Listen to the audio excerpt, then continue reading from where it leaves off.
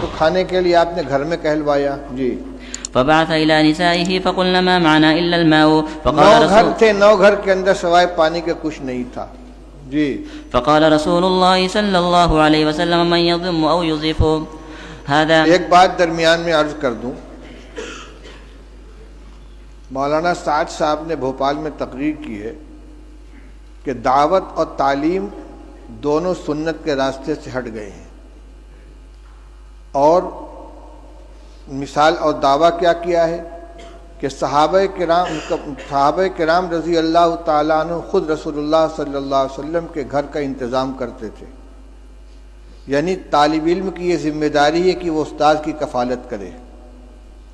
کہتے ہیں کہ صحابہ جنگل جاتے تھے، لکڑیاں کاٹ کے لاتے تھے، اس کو جلانے کے قابل بنا کر فروخت کرتے تھے، اور رسول اللہ صلی اللہ علیہ وسلم کے 9 گھروں کے اندر تازہ بکری کا گوشت روزانہ پہنچاتے تھے.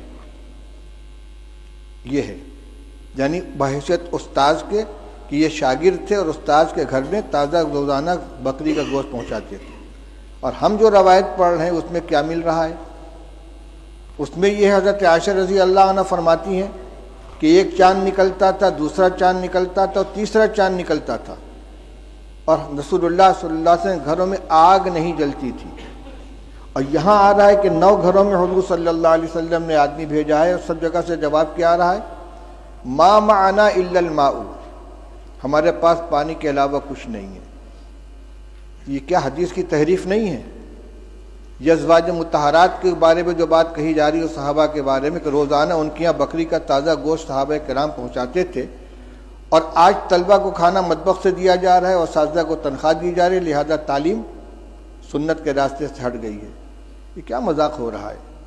یہ جتنے مدارس چل رہے ہیں، جتنے اکابر نے مدارس قائم کیے ہیں، تعلیم گاہوں کا انتظام کیا ہے، اصحاب صفہ نہیں تھے جن کے لیے صحابہ کرام رضی اللہ تعالیٰ عنہ لا کے انگور کے خوشے لٹکا دیا کرتے تھے، اور انگور اور کھجور کے خوشے لٹکا دیا کرتے تھے، اور ان کو اسی سے کھانا دیا جاتا تھا. وہ روایت نہیں آئی کہ رسول اللہ صلی اللہ علیہ وسلم مہمانوں کو حوالے کرتے تھے کہ بھئی اتنے کو کون کھلائے گا، جس کے گھر میں 2 آدمی کا کھانا اور تیسرے کو کھلائے، جس کے یہاں 4 وہ 5ویں کو کھلائے. صدیق اکبر اتنے آدمی کو لے کر گئے، فلاں اتنے آدمی کو لے کر گئے.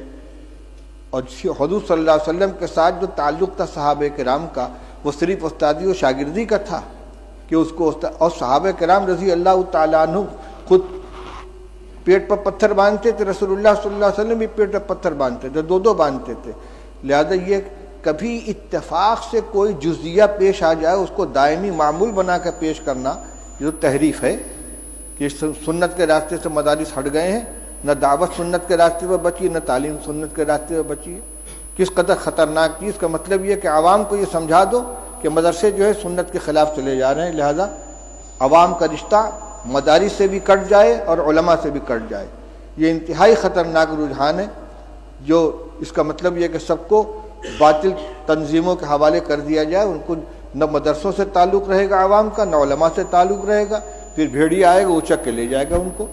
اس پہ مجھے یہ یاد آیا کہ صحابہ حضور صلی اللہ علیہ وسلم نے ایک مہمان کے لیے گھروں کے اندر کہلوایا ہے، تو سب جگہ سے یہی شکایت آ رہی ہے.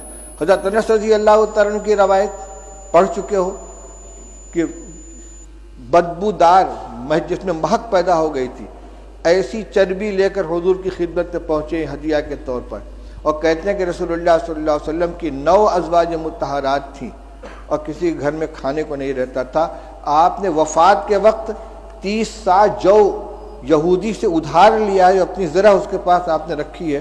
کس زمانے میں یہ گوشت دیا جاتا تھا بھائی کہ وفات کے وقت حضرت عائشہ حضرت رسول کریم صلی اللہ علیہ وسلم مقروض تھے یہودی کے، اور غلہ تھا. حضرت عائشہ رضی اللہ عنہ کی روایت پڑھ چکے ہو کہ آدھا وسق جو تھا میرے پاس، رف پہ رکھا ہوا تھا، اس میں سے میں کھایا کرتی تھی.